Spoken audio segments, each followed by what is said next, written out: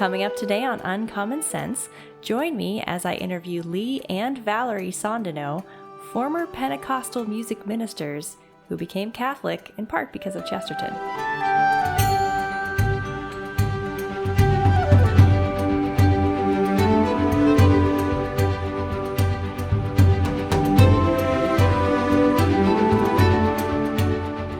Hello, and welcome to Uncommon Sense, the official podcast of the Society of Gilbert Keith Chesterton. I am Grettelyn Darkey, your host, and again, I am so happy to be joined today by Lee and Valiree. How are you guys doing? Doing good. How are you doing? Good. It is great to have you here. Just if you wouldn't mind, for those in our audience who have never heard of you, would you please give a little introduction to yourselves? Sure. You want me to start? Yeah. So, my name is Lee Sondeno. I'm a big Chesterton fan, and through Chesterton, actually, my wife and I and our family, our two kids, converted to Catholicism. We were former Pentecostal music ministers, like you mentioned, and now I work in New York City for the Housing Authority, and have been Catholics for almost a little over 3 years now. Yeah. Yeah. Wonderful. I'm Valiree Sondeno, and I just follow this guy along wherever he goes. So I'm in New York City as well, of course, and I homeschool our two children and have homeschooled for, I think we're going on 10 years this year. So that's great. Congrats. That's awesome.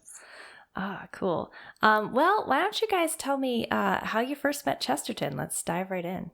Oh, goodness. Yeah. So, C.S. Lewis was always part of my life growing up, especially as an evangelical Pentecostal. I think C.S. Lewis always kind of takes precedence to a lot of other types of writings that people delve into, especially if you're super bookish. So I'd not heard of Chesterton, though, specifically, or that relationship with Lewis and Lewis reading Chesterton until much later. I was a freshman in college, and I was going to a state school in Las Vegas, Nevada at the time, secular state school. I desperately wanted to be in ministry. So I had applied for a theological seminary university over in Europe, and was set to go over there and become a minister. But that didn't work out. So I found myself at this lowly state school in Las Vegas, wondering what in the world I was going to do with my life. And I remember looking through, it was an English 101 book. I was flipping through pages. It was one of those days where I was like, why am I here? And I ran across a poem called The Donkey. And I started reading it and was like, oh, this is interesting about the donkey. But then the end of it, the hook at the end, and I was like, wait, this person must obviously be Christian because there's something going on here. I found the name G.K. Chesterton, and that's what kind of started my love affair with him, was looking up everything that I could about Chesterton, and then finding out much later that there was a relation there with C.S. Lewis and Chesterton. So then, of course, I had to dive into Chesterton even more, and impress all of my friends that if you're reading Lewis, I'm the one who's reading Chesterton, who's the one who helped convert C.S. Lewis. So that was really the start of Chesterton in my life. And I remember shortly after that, when I was researching about G.K. Chesterton, I ran across a show that I thought was this really obscure show that I found on cable television one night, on this weird channel that had a nun on it, but it was on Common Sense, right? And that's the first time I saw Dale, and he was explaining G.K. Chesterton, and he was walking through some of his writings, and I was just I couldn't get enough. I remember this was back then in like the TiVo days, right, where you would record everything, and I remember I would record every one of those episodes and watch them, and so that was really early on in my college career, even before I met Valiree, was when I started kind of falling in love with Chesterton and his writings. And I should mention too that I never knew I knew he was Catholic. I didn't know to the extent of, that he was a convert or how Catholic he was. I think Protestants are really good at compartmentalizing those things from Chesterton. They'll take the little nuggets. Actually, one of the books that I gave Valiree when we were first dating, I think it had a Protestant pastor did the intro to the Chesterton book, which, just growing up evangelical, that's just what you figure. He's just part of the evangelical space, kind of like C.S. Lewis is. So anyway, that's how I found Chesterton. And I wouldn't have found Chesterton if it weren't for him geeking out. So he thought it'd be cute when we were dating to give me a copy of Orthodoxy and say, "Here, read this." Wow. So romantic. And what a choice. Oh my goodness. What a choice. I think I was on that kick of, reading things like Orthodoxy. I'd met Valerie in church, and I was like, oh, she has to read this. This is like the best, like.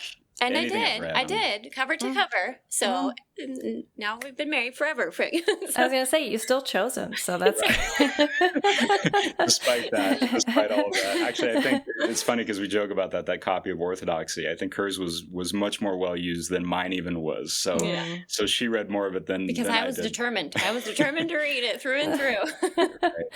Oh, wow. Well, yeah. Whew. I've always said, if you start with Orthodoxy, God bless you, because that's a beef of a book. It is. It is. Oh. I remember reading really early on, The Man Who's Thursday. I fell in love with that as well. I was an English major, and so I just really enjoyed a lot of the fiction side of Chesterton too. But I'm not sure what compelled me to give you Orthodoxy that day. But I'm not sure. It just felt like it was so long ago. So I think I figured that, okay, if there's anyone that I'm going to marry, I have to make some sort of connection with them with Chesterton, and if that doesn't work out, then I know right away that this person. The litmus test. I love it. Well, did you like it? What did you think of Orthodoxy? Yes, and actually, the other day I was thinking of some quote about something he said, and so I Googled. I was like, "Why is this sticking in my head?" And lo and behold, it was from Orthodoxy. I think it was the one he says about kids with their feet dangling or something. I'm quoting it totally wrong, but I was like, "Oh, that's totally Orthodoxy. That's like locked away from 20 years ago. That's kind of cool." I love that. I love that. That's great. So how did Chesterton kind of move you towards the Catholic Church? Well, despite giving a copy of Orthodoxy to the person I was dating and really diving into Chesterton, and I talked about kind of how we were really good at compartmentalizing those things. It wasn't until much, much later, after we had been married for 15 plus years and in music ministry for the Pentecostal church, doing worship ministry. We both lead worship, and we were doing youth ministry. And it wasn't until, I think, 2019 that I really started to get into the American Chesterton Society. So I always knew that the society existed because of Dale and because of the show on EWTN and everything else. But I'd never joined. I'd always used it as sort of a resource to look up other Chesterton books or quotes or fun things like that. And I think it was around 2019 when I was our kids were getting into the the early kid ages. And I was like, I would love to be part of a literary society again and bring back some of those fun things that I used to do back in the day of enjoying Chesterton and Lewis and just being super bookish. And so that was the only intent I had, was joining the society because I loved G.K. Chesterton. And I actually explained this in one of our conversion stories too. Then I got this really strange magazine called Gilbert, where, for an evangelical, Pentecostal, Pentecostal and Protestant, you get this magazine and there's a lot of like Catholic things in it. Yes. And so it was really difficult for me at first to, I was looking through that and it was kind of shocking, but I stuck with it because it was Chesterton and it was the society. But I remember showing it to Val and she was like, what is that? And I was like, oh, it's from the Chesterton Society. I'm just looking for the fun Chesterton articles, But I think that's what really started it. Was I would get those Gilbert magazines on a monthly basis and start reading them. And that's what really started to provoke my thinking, I think, back then of, wow, the Catholic Church really is a real thing. And it's not like this bygone era religion that was replaced by Protestantism and Pentecostalism. There's like people that are actually still Catholics. And that was completely new to me, probably to both of us. So it was through that magazine, that I discovered some other things that were happening with the Chesterton Society. They were taking trips to Rome. They had the Chesterton Schools Academy that were doing some fun things. And so I'd follow, whenever I could on social media and things like that. I think that's what really helped me kind of open the door to Catholicism first from a very far distance. Like, oh, this thing is real, and what do I think about it? And am I interested in Catholicism? And why is it different than Protestantism? And how did all these things shape? So really, it was because of the American Chesterton Society that we were looking into Catholicism at all, or else it probably would have never even been on our radar. That's amazing. That's amazing. I think that's the first person I've heard say that I'm sure it's happened before, but that it's like almost more the society than Chesterton himself. You know, that's wonderful. That's great. It is. It's interesting, you know, I mean, because everything that Chesterton's really good about, you know, you can distill down a lot of his sayings to like, this is just a Christian sort of worldview, which is fantastic, I think, for a lot of different denominations. But that's why I would say it's really the society that I think specifically pulled us into Catholicism. And it wasn't until COVID in 2020 when we took a big break from playing and from doing worship ministry, just because all of the churches shut down, that it was the Chesterton Society that started streaming Mass online. And I would have never watched a Mass in my life. I would have never looked at a Mass. I don't even think I knew it was called Mass, maybe, unless I had read it in passing. If it weren't for the Chesterton Society sending out an email to its members saying, hey, we're going to start streaming Mass during this really difficult time. And I was like, oh, you know, I'll watch it. I'm kind of interested in what these Catholics do and whether or not it's a real thing. And what I saw was absolutely beautiful. Like that, I'd never seen church done that way before, and that's what really was kind of, I think, the turning point for both of us was watching that Mass, and it was all because of the society. That is amazing. That's amazing. And did you kind of come along together, or was there like one of you was kind of leading? We were in it together. We're in it to win it.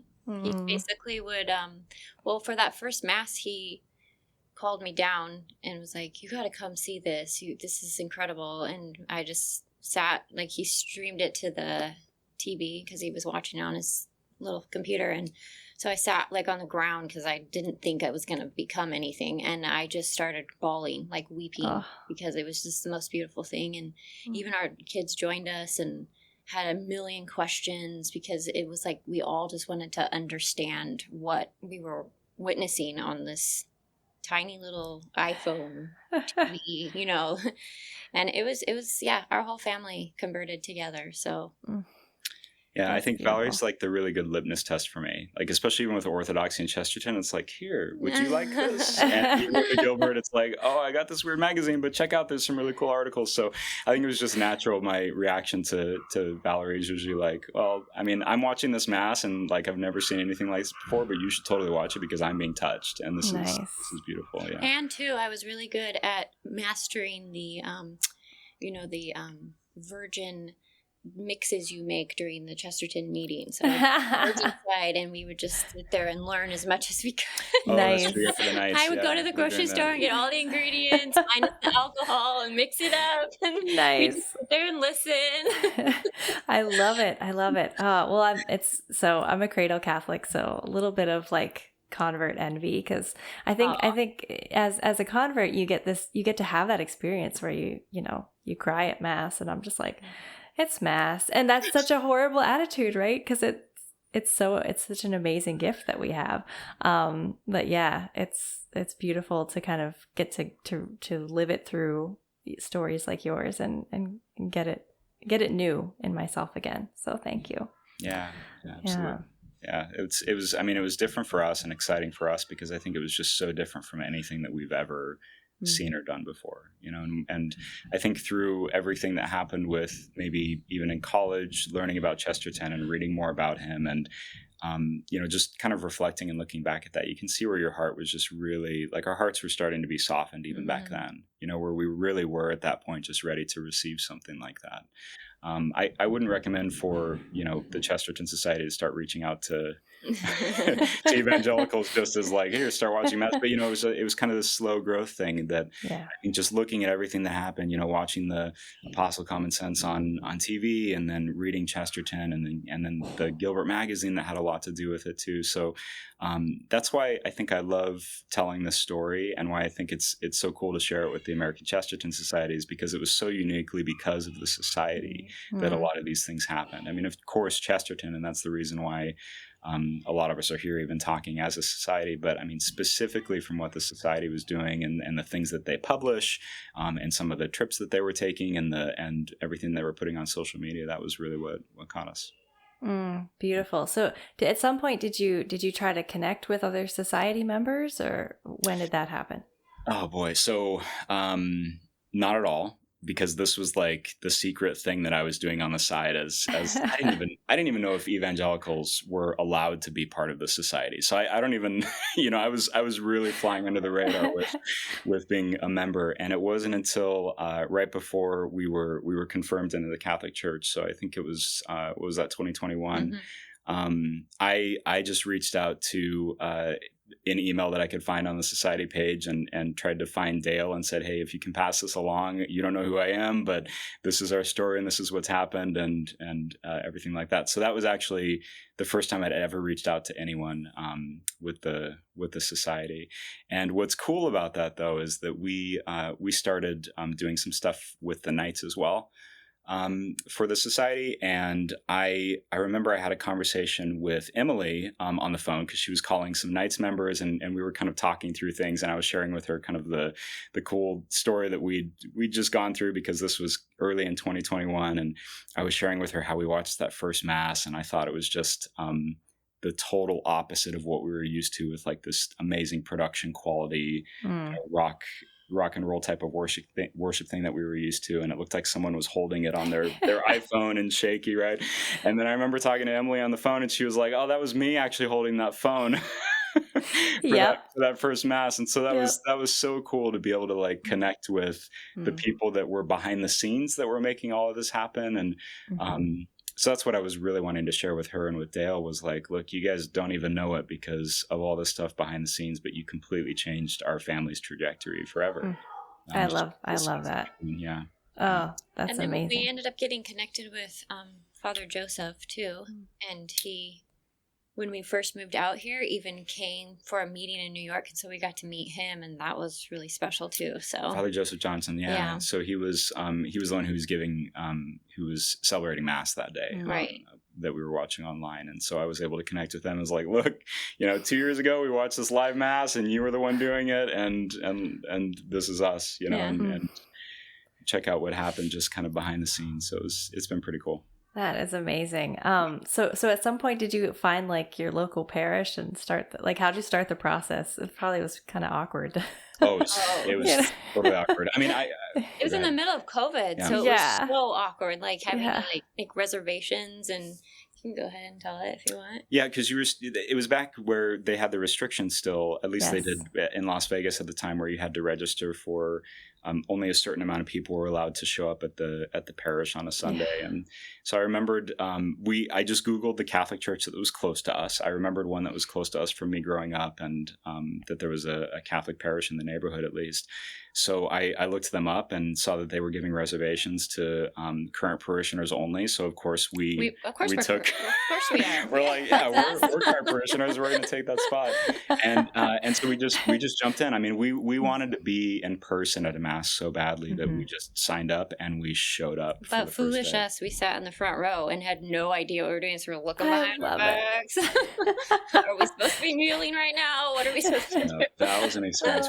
We definitely jumped in with both feet and had no idea what was going on. Because of course we were watching this all online. So we were just seeing like the priest. Yes. And we didn't know that the congregation had something to do with kind of like the call and response, and they were kneeling at certain points and then we weren't. So we looked super awkward. So we were trying to blend in like we were current parishioners, but we definitely didn't. Yeah.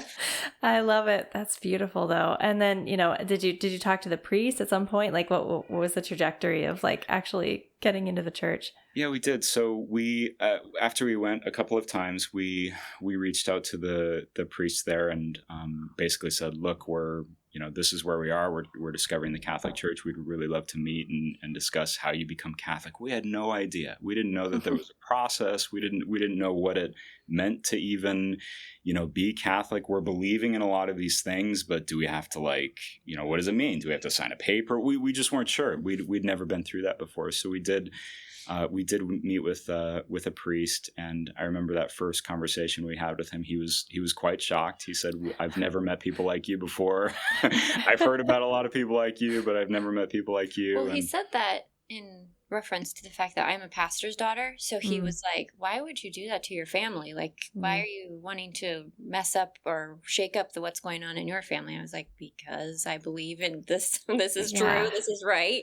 Yes. So that's why he was saying that to us, like, why would you do this? Yeah. So that was tough for us too, because we were getting a little bit of pushback even from that first meeting that we had with the first priest that we talked to, of like, are you sure you want to do this? Because this is going to be pretty intense for your family, and it doesn't sound like you have any background in Catholicism. So why would you do that? Yeah.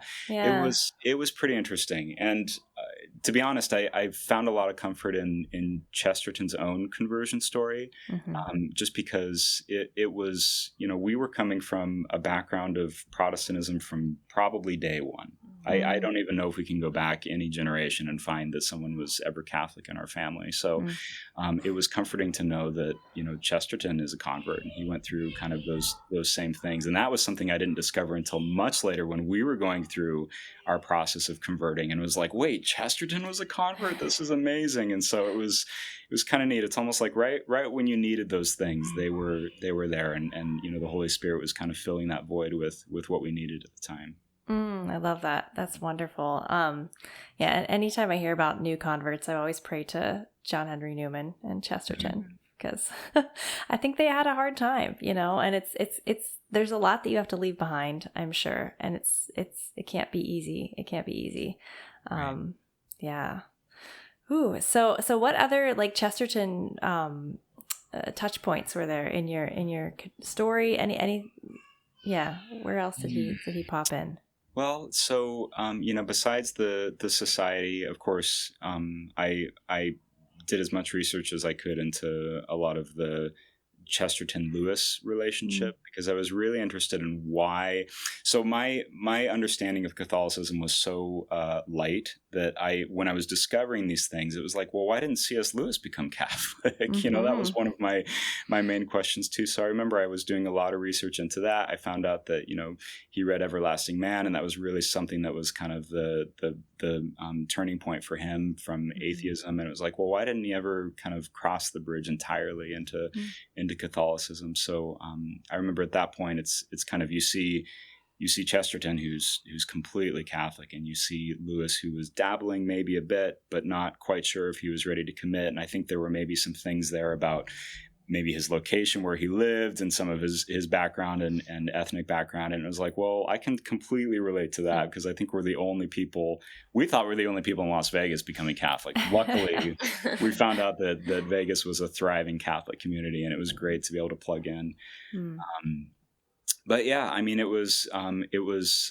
went to my first Chesterton Society in 2020, so it was virtual when I was really plugging into things. And 2021 was when I was able to go to a conference for the first time, and that was one that they had in Chicago. And of course, I flew, but I made sure that I left behind as much as I could so that I could fit my suitcase with all of it that I got back from the conference, which was really exciting too. So I think a lot of our conversion was, we were able to kind of dip back into, or at least I was able to dip back into Chesterton, dip back into what he wrote about the Catholic Church and about conversion. And he's just walked with me a lot of the way, which has been really great and really comforting, and at a completely different level than I had when I was an evangelical. I mean, I was reading him back then and kind of transforming everything to this generic Christianity, but then being able to read him through the lens of, no, you're a convert, and this is what you believed in the Catholic Church, and you became Catholic because you needed, your sins forgiven, right? And it was very similar to our response to the priest, is like, why would you want to be Catholic? It's like, because this is the truth, and this is the only truth that we can, and we found it, and we need to be part of the Catholic Church. So being able to rely on some of what Chesterton went through as well, and some of his writing has really helped, I think, both of us. Well, and I think too, when we converted, we did a lot of it on our own. Like we read a ton and made discoveries on our own and all that stuff. And so then, we just kept reading stuff. But the funny thing is now that we've been Catholic for 3 years, you read Chesterton totally different now. Yes. Or funny things will stick out like, oh, they just quoted Chesterton and they're Catholic. You would have never noticed stuff like that before. But now that we're converts and we're in that same bubble as everyone, like you kind of read it and see it a little bit differently, which might be why that quote came back into my head, and it's in a totally different light now where I'm like, oh, that was from that book that I read years and years ago, so.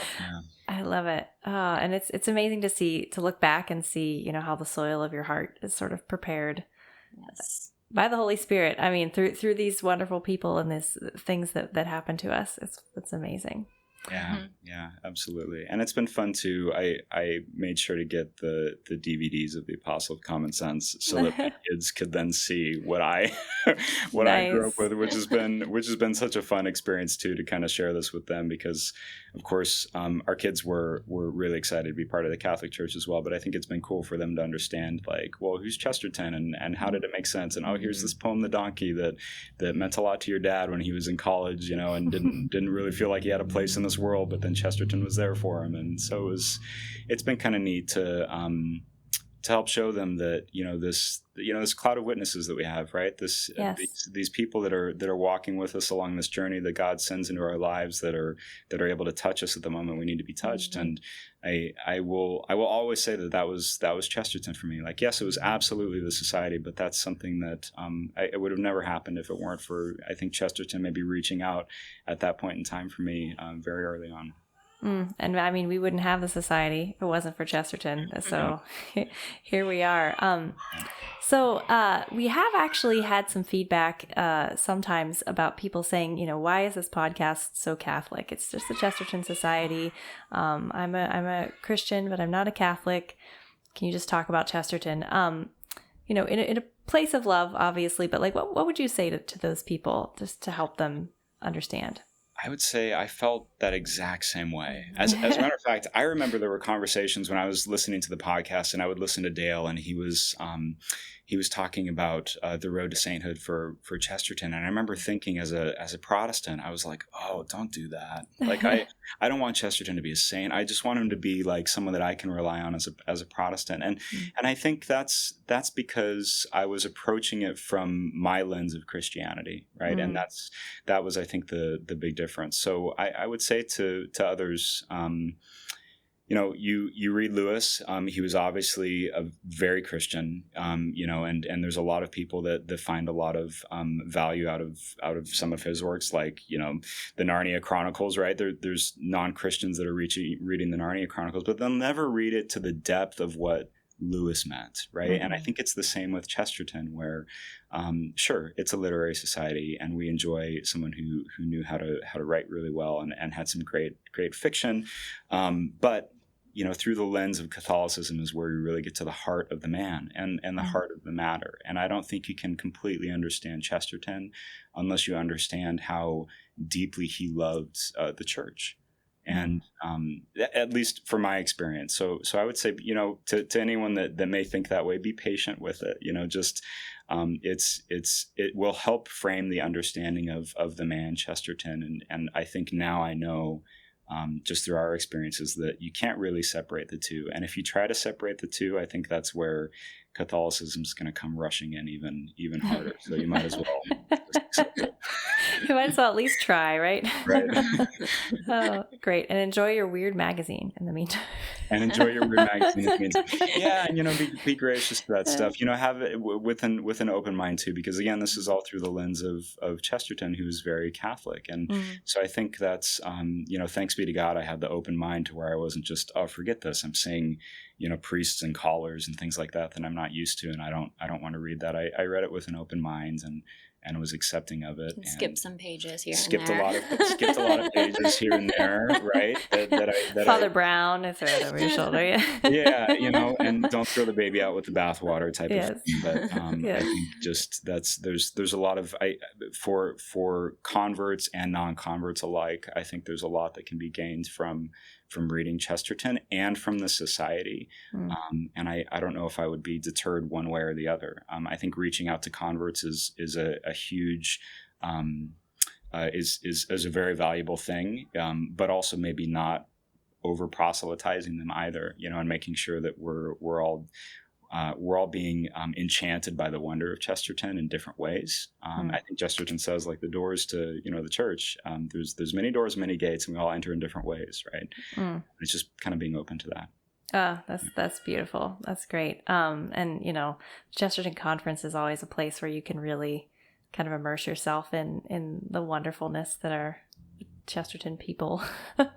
I remember 2 years ago, I was standing between a Methodist and a former Methodist and a Catholic, and the Catholic just kept trolling with things like the Virgin Mary and like all the hot topics, and then the former Methodist was like, "Stop it," and the Methodist was like, "Help!" But like that was the Chesterton Society, and everybody was having fun, and there was nobody was fighting. It was just a really kind of a beautiful encounter, I guess, that was happening because of this place that we've sort of been able to create thanks to G.K. Chesterton. That's sort of a friendly place where you can just explore these ideas. Well, and I think he helps create kind of that attitude, right? You read debates of his, and he'll debate Shaw, but at the same time, he says a lot of amazing things about Shaw, and it's almost like, well, he wants to go out to drinks with him after he debates him. And so I think just seeing that and being able to emulate it is what makes the society and being able to gather as Catholics and non-Catholics alike so successful, because that you're coming together in love for Chesterton, or love for each other, and a brotherly love, right?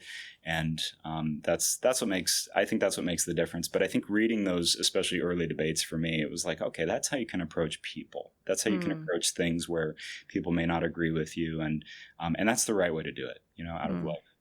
And wit and wisdom combined, for sure. Yeah. Wit and wisdom. Absolutely. Amen. Yeah, you can't just be sarcastic and witty. You got to have that. Right. Yep. Beautiful. Well, we're coming up to our time here, but any last comments, thoughts, anything from either of you? I personally just want to say the work that you guys do at the podcast, the works that you guys do at the Chesterton Society, of course, was, as you've heard, was so meaningful to our family. But even before, we became Catholic, it was a really important stamp in my life. So just regardless of, all of the, everything that the podcast or the society may face, the work you guys doing is amazing and fantastic. So I just want to thank you for everything that you're doing, especially with the podcast, and it's wonderful, and keep doing it. Thank you. Yeah, that's encouraging. Well, thank you both so much for coming on. This was a great conversation. I really enjoyed it, and I hope all of our listeners did too. Thank you so much. Yeah, thank you. Thanks for having us. And thank you all for tuning in. Please don't forget to subscribe, hit the like button, let that algorithm know that this needs to go to the top of everybody's feed, because as we know, Chesterton is always better with friends. Thank you, and God bless.